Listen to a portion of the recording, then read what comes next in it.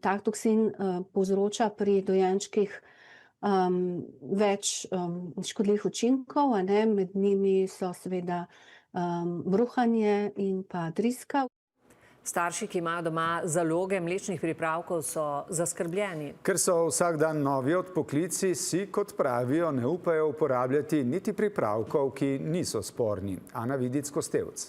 Klavdija Bezjak, mamica dvomesečnega dojenčka, ki ga hrani z mlečnim pripravkom, je v stiski. Me zelo skrbi, da ne bi prišlo do česa hujšega, do smrtnega slučaja, kot sem tudi opazila, zaradi te sestave, ki je sporna.